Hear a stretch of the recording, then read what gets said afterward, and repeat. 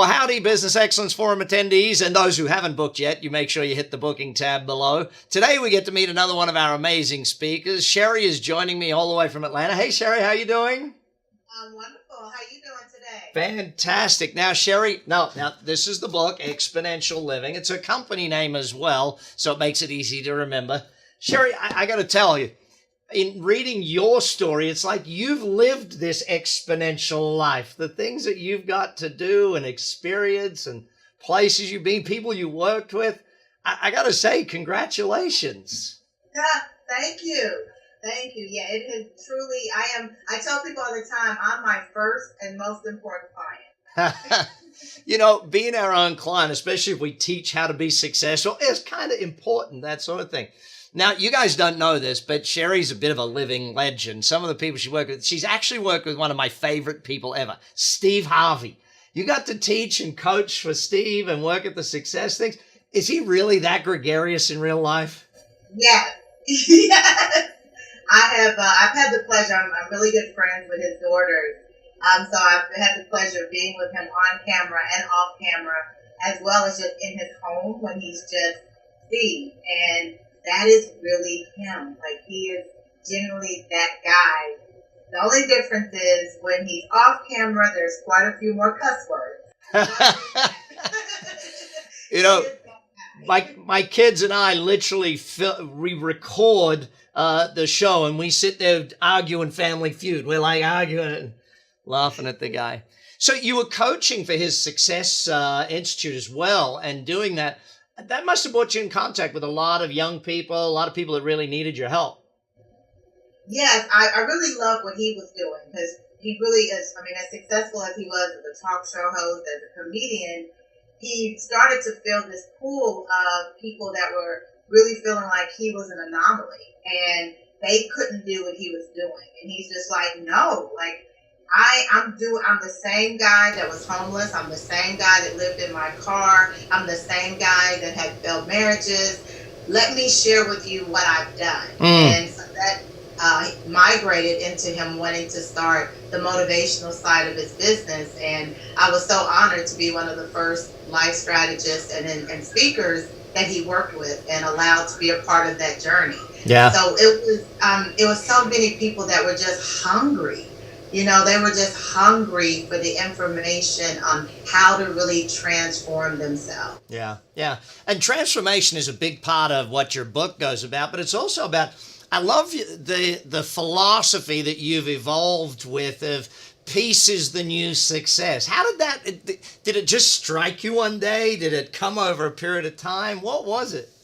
It literally struck me one day. And it came from, you know, as you shared, just my journey of working with some of the most influential people in the world in sports, entertainment, politics, academia, corporate America.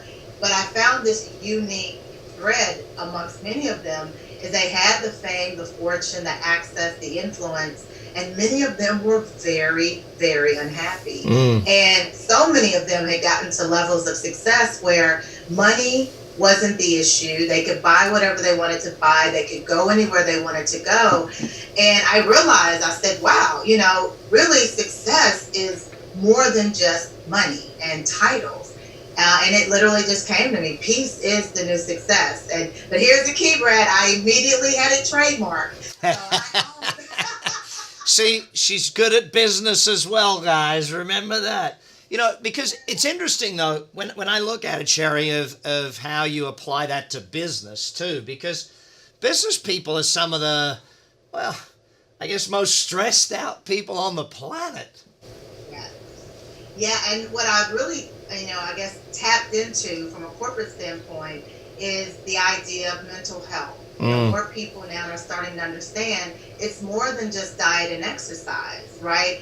It's really about our emotional strength, our personal development, because what I found is, you know, what we deal with between 6 p.m. and 9 a.m.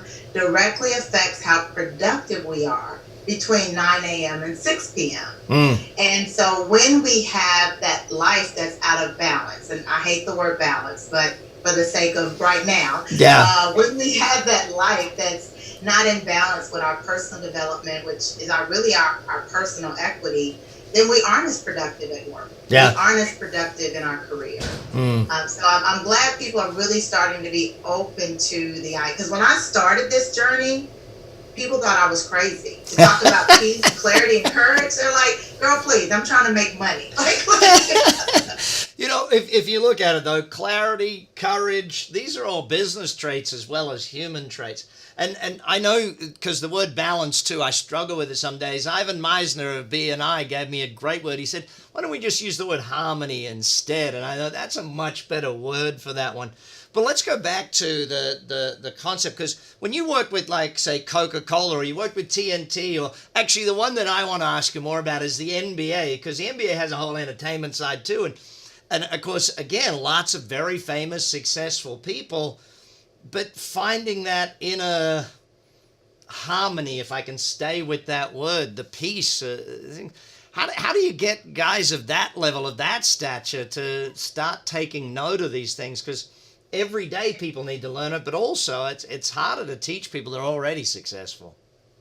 It is, and that's why I really focus on what I call the ready, willing, and committed. And you have to have all three. You have to be ready, you have to be willing, and you have to be committed. Because the only thing I'm convinced of is I can't convince you of anything. And so if you're not at that level of understanding or maturity or even openness, then I don't try to force it. But there are many, many NBA players and entertainers and other what I call high achievers that they've reached that pinnacle of success, and I call it the 4 pain points, where they're either like, okay, now, what's next? Or they're going into retirement. So they spent their entire youth, high school, adult life from 6th grade, Pee Wee ball, AAU basketball, to now in their 20s doing this sport they love, and they hit retirement before 30. And they have no idea what to do. Yeah. They don't even know what interests they have. They don't know who they are. Yeah. And so those are the athletes that are very open and ready to learn about that other 90% of who they are. Yeah. Yeah. And I think business people as well, and be it like, I know even for my team, helping them determine who they are and what they want, it makes them better people, because the more focused they are, the more they achieve what they're after. Now, by the way, you also work with one of my favorite artists, Toni Braxton. Now, it's like, people are like, really? Toni Braxton's one of your favorites? Yes, it's like, at TLC you worked with too. It's like, these are some great people. But Usher has the most amazing words about you in this and that sort of thing. So it's really interesting, because I know when I go to coach very successful business owners, you have to be really on point. Whereas a lot of people who are just starting out on their journey of finding inner peace and those sorts of things, one switch from the stuff you teach in your book is going to be there. And I want to start with one of them. You use a lot of acronyms, and one of them is the ONE, Overall Navigating Edge. And I really liked that concept. If you could just give people a taste of that, because now Sheri's going to be teaching you a whole bunch, but I just want to touch on a couple of things today and make sure you realize how much of a legend she is. So when you're there ready to take notes, you learn from the master. Take us through that one and why that one's important for people. Well, like you said, with a lot of us, corporate executives, leaders, high achievers, we're good at many, many things, right? And that's also our downfall, is that we're good at so many things. And so the thing that we lose out on is the clarity. We lose out on what are we really going to focus on? Or we become so myopic, so narrow, that we lose a lot of those amazing social skills. And so what I wanted us to hone in on is what I call our one thing, that overall navigating edge. Meaning, when you strip everything away, and I use Sean Diddy Combs as an example. I mean, he has a clothing line, he had a record label, he has a television network, promoting all of these many, many facets of making money and building business. But when you look at the core of who and what he is, his overall navigating edge, he's a promoter. He's an absolutely brilliant promoter. Steve Harvey, that we talked about earlier, television host, radio personality, all these things. But at the core, and I've heard Steve say this many, many times, at the core, he's a comedian. That's his overall navigating edge. And so when we really tap into what is the one thing, what is the one thing? Mine is my overall navigating edge is my ability to listen. Everything I've done as a marketing director and my success with TLC, Tony Braxton, etc., is because I listened to what they were saying, I listened to what they weren't saying, and then I was able to take that, create marketing strategies that help cultivate, catapult them into the stratosphere of pop stardom. As an empowerment speaker, I'm listening. What does the audience want to hear? It doesn't matter what I want to say. What do they want and need to hear? I'm listening for that. So that's my overall navigating edge. Everything I've done in my career is rooted in that. So what the main thing about that is it gives us clarity to get focused and really get rid of the chatter and the distractions, because it's at the end of the day, like I said with the Steve Harvey, he has said so many times, the reason he's very clear on how he makes decisions is because he always goes back to his core. However I'm going to do this, I have to be the comedian. I have to be the person I am to be successful in this. And a lot of times we lose that core because we're chasing the money without really knowing how we can prosper in this field or in this purpose, really being true to our core. And I say all the time, the worst thing we can do is to be very successful is something that we really don't like doing. And I've met a lot of those people. I've met a lot of people that are very successful and they're not in their core and it's not really what they want to do. So I just want to always help people identify that core. What is that overall navigating edge? And then build from that. In any career you're going to choose, as long as you're true to that core, you're going to be prosperous. You're going to be prosperous financially, emotionally, and spiritually. Yeah. And that lesson applies to business. If your business doesn't stick with its core, your marketing, I mean, you guys don't know, but her career in marketing is phenomenal as well. So it's like, I don't know which subject I want to get her to speak on for everybody. But I'm still a marketing girl at heart. Oh, yeah.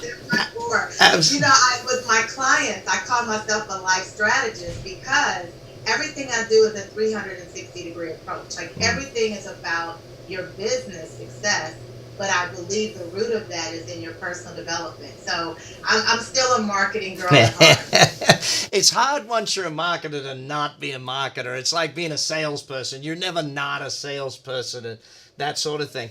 I know when I look back and one of the greatest teachers I ever had, Reverend Ike, he was Dr. Frederick Ike Carter. He was a preacher on the subject of money in Harlem back in the 60s and 70s. And he used to always put it, I never let my subject get in the way of what I have to say. And I think that it's so true for you as that core, finding who you are and knowing what you are. I find a lot of business owners, Sheri, that they were really good at a part of the business and then they got so busy doing the stupid things in business and they forget to hire someone. How do you remind them, listen, get back to what you're good at rather than doing all the stupid things in business? Yeah, the one thing I really help my entrepreneurs and corporate clients and business executives with is being able to identify when an opportunity is actually a distraction. And really focusing in on what you do, meaning what do you put on that to-do list, right? Like, what does someone else need to be focused on? What do you not even need to focus on at all? And chronologically, where do you place certain things as far as when you get them done? And a real big key is the whole idea of every opportunity is really not something you should focus on, because many opportunities are actually distraction from what you really should focus on. And that's when you talk about my acronyms, living your power. I mean, that's the O in that, the ownership. Hang on. I'm going to show you how. See, this is how prepped I am for this interview. Power, perspective, ownership, wisdom, engagement, reward.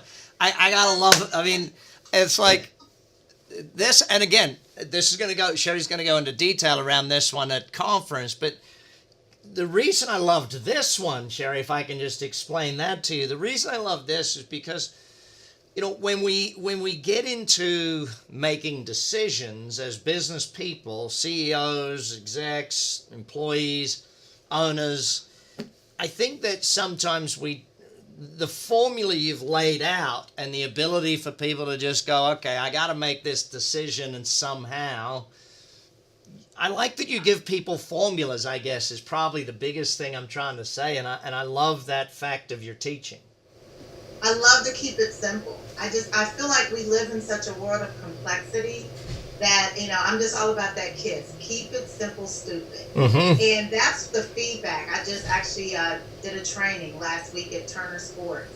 And that was the feedback the staff gave me over and over again is thank you for giving me simple steps that I can actually follow and see the result.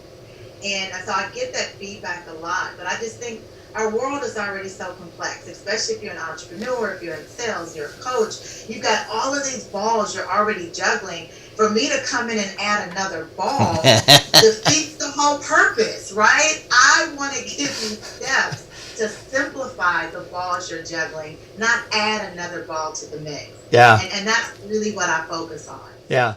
I'm really looking forward to hanging out with you more in South Carolina. It's in February, everyone. Remember that. Make sure it's in your diary, got your booked, your trips, and everything set. I'm actually going to spend a couple extra days out there because I love the area and go and visit a few things. So I want to finish off with the 10%, 90% thing that you teach. And explain that to everyone, because I think this is going to be a central core of how people are going to learn strategies to handle this stuff with you. I'd love your explanation of that for everybody today. Yes. So when I was at LaFace Records and I had this amazing career of working with the biggest artists in the world at the time. I mean, I bought my mom a home at the age of 27. I mean, this was the dream. And I was miserable. I was absolutely miserable. And it took a while for me to really unpack that. Like, how could I have, the high income, travel the world, all of these amazing career accolades, and be this empty, have this void? And that's when I discovered I was spending 100% of my time on 10% of who I was. Meaning, my career just made up a portion of me. There was so many other elements of me that I just wasn't tapping into, which I found to be true of almost all of us, right? We have hobbies. I was traveling the world, but I never did anything. You said you're going to go to Charleston and stay a couple days. Never did that. Go in, get it done, get back to work. I mean, I would fly in on the red eye from LA or Vegas back to Atlanta, go home, shower, go straight to work, and be sitting at my desk like a zombie at 1 o'clock, but I wouldn't go home, right? It was like, and so I realized, and the young lady, the very first time I said this, and I shared in the book, I was talking to a young lady who, same thing, she was in her dream job, and I just asked her, like, when's the last time you went home and saw your parents? Do you have a dog? Because she grew up with dogs. Are you singing in the choir? Because I know she loved to sing in the choir. And she was like, no. And I basically said, how do you expect to get 100% of your fulfillment when you're living only 10% of who you are? You have to stop living 10% of who you are. And in that moment, I knew I'd hit lightning in the bottle. Like, it literally said everything. Stop spending 100% of your time on 10% of who you are. And that's really the journey that I want to take people on with those 9 principles, is really give us simple step-by-step ways to discover for some of us and to really commit to others of us those other 90%. And it could be simple things. There's people I meet and they can't tell me the last time they read a book, not read for work, but just read a book, and it's the simple pleasure, or the last time they traveled for personal reasons. I've met some people that literally can't tell me the last time they laughed. And I mean, not at a Kevin Hart movie, right? Yeah. But I mean, in day-to-day life. I know it's interestingly enough, when I started Actioncoach, I put the tagline in because being in business should give you more life. And what I found was the same as you. I found people who business was taking their life away from them, not giving them more life. And that's one of the reasons we run this event, is to give people more life so that their business works so they don't have to. So, Sheri, I can't wait to hang out with you. I can't wait for you to teach everyone the full 9 principles and teach us all the great things. Gang, if you want to read it beforehand, jump on Amazon, Exponential Living. Read it now. Sheri Riley, thanks for your time today. Look forward to seeing all of you guys in South Carolina.